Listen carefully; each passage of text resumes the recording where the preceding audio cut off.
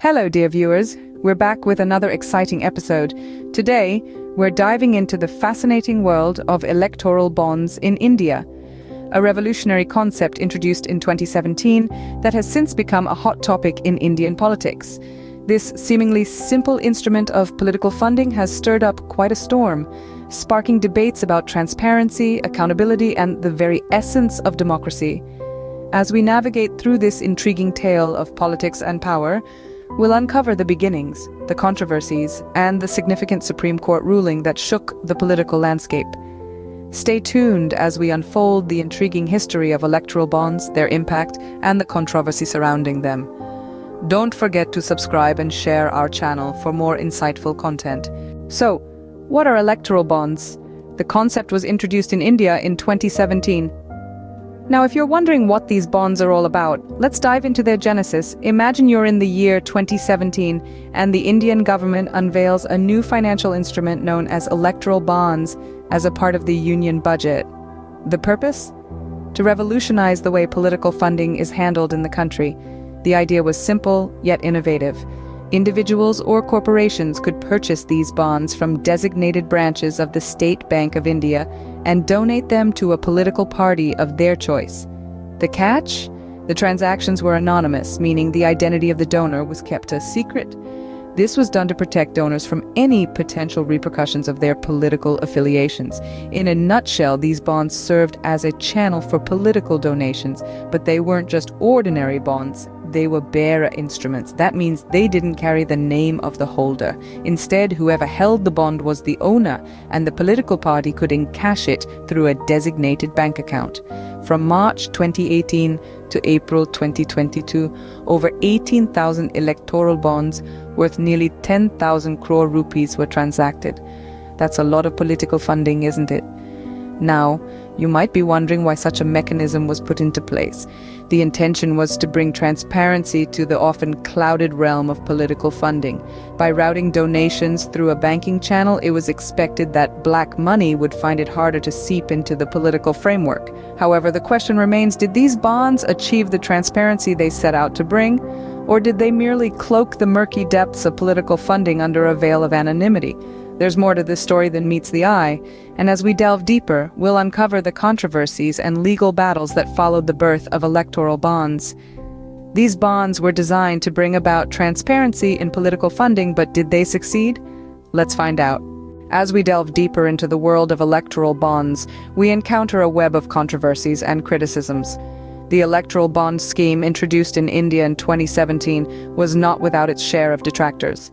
The primary criticism hinged on the issue of transparency. The scheme, by design, allowed for anonymous donations to political parties. These donations were facilitated through designated branches of the State Bank of India, with no disclosure of donor or recipient details. This lack of transparency raised several eyebrows and sparked a fair share of debates. In the span of 4 years, from March 2018 to April 2022, a staggering total of 18,299 electoral bonds were transacted, amounting to a whopping 9,857 crores. With such substantial sums involved and no disclosure of donor identities, questions arose about the potential for quid pro quo arrangements. Could corporations be using these bonds to influence policy decisions? Could politicians be swayed by generous donations to act in the interest of the donor rather than the public? These potential scenarios painted a worrying picture and further fueled the controversy surrounding electoral bonds. The anonymity feature, which was initially introduced to protect donors from potential backlash, was now under scrutiny. Critics argued that such anonymity could pave the way for money laundering, thereby corrupting the very essence of democracy. These controversies and criticisms reached a crescendo, compelling the judiciary to intervene. The Supreme Court of India, in a landmark decision, deemed the electoral bond scheme unconstitutional. These controversies led to a significant development: the Supreme Court's ruling on electoral bonds. In February 2024, a landmark ruling by the Supreme Court changed the course of electoral bonds in India. This decision reverberated through the corridors of power, ushering in a significant transformation in the realm of political funding. The Supreme Court, in its wisdom, declared the electoral bonds scheme unconstitutional. But why, you might ask? Well, the scheme, though introduced with the aim of enhancing transparency in political funding, was marred by concerns over its very essence. The anonymity it provided to donors was seen as a gaping loophole, potentially paving the way for quid pro quo arrangements between corporations and politicians. This, the court ruled, was not in keeping with the principles of transparency and fairness that should govern the democratic process. Notably, the judgment didn't just condemn the scheme, it also laid down a path for the future. The Supreme Court directed the State Bank of India, the only bank designated to issue these electoral bonds, to disclose the details of both donors and recipients to the Election Commission of India. This directive signaled a significant shift towards greater transparency in political funding. Imagine the implications of this ruling. No longer could political parties receive anonymous donations without the Election Commission being privy to the details. This was a big blow to the veil of secrecy that had previously shrouded these transactions. Moreover, the implications of this ruling extended beyond just political parties and corporations. It also meant that citizens like you and I were now better positioned to hold our elected representatives accountable. After all, when the source of a party's funding is known, we can better understand their motivations and allegiances. In essence, the Supreme Court's landmark ruling brought much-needed sunlight into the hitherto shadowy world of political funding in India. With this ruling, the State Bank of India was directed to disclose donor and recipient details to the Election Commission of India. And so, the curtain was drawn on the controversial chapter of electoral bonds in India. So, what happened after the Supreme Court ruling? What does the future hold for electoral bonds? In the aftermath of the Supreme Court's ruling, a whirlwind of changes swept across the landscape of political funding in India. The court's decision deemed the electoral bonds unconstitutional, sparking a cascade of events and reactions. The State Bank of India, which had been the authorized institution for transacting these bonds, was directed to disclose details of both donors and recipients to the Election Commission of India. This move was seen as a significant stride towards transparency, a virtue that had been ironically promised but not delivered by the electoral bonds scheme. The ruling also triggered a re-evaluation of political funding mechanisms in India. The question arose, how should political parties be funded while ensuring transparency and preventing undue influence from corporate entities? This debate continues to be a hot topic in political and public discourse, with no clear consensus in sight yet. The aftermath of the ruling also saw a heightened public awareness about political funding. The controversy around electoral bonds had brought this issue to the forefront for many citizens, who now demand greater transparency and accountability from their political representatives. As for the future of electoral bonds in India, it remains uncertain. The Supreme Court's ruling has effectively put the brakes on the scheme, but the discussions it has sparked about political funding are far from over.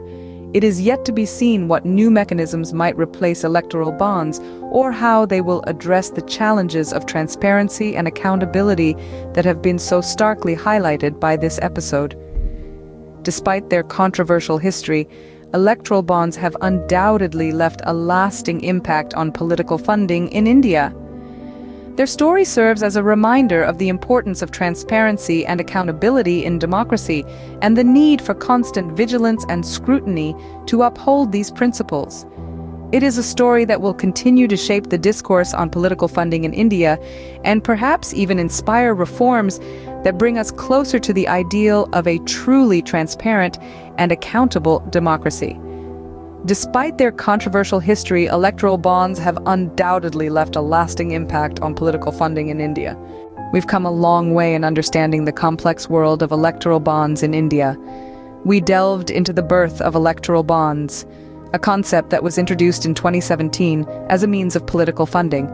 We looked into the controversy surrounding these bonds, raising questions about transparency and the potential for quid pro quo arrangements between corporations and politicians. We then discussed the Supreme Court's ruling in February 2024, which deemed the electoral bonds unconstitutional. This ruling led to a significant shift, directing the State Bank of India to disclose donor and recipient details to the Election Commission of India. In the aftermath of this decision, the landscape of political funding in India has been reshaped, but this is just the surface of the issue. There are deeper layers to explore, more questions to ask, How will this ruling impact future political funding? Will it lead to more transparent and accountable systems, or will it simply shift the mechanisms of influence? We encourage you to delve deeper, to question, to share your thoughts and opinions on this topic. The world of politics and finance is a complex web, but it's through discussion and inquiry that we can begin to untangle it. Thank you for joining us in this enlightening journey. We look forward to seeing you in our next video. Until then, stay curious and keep exploring.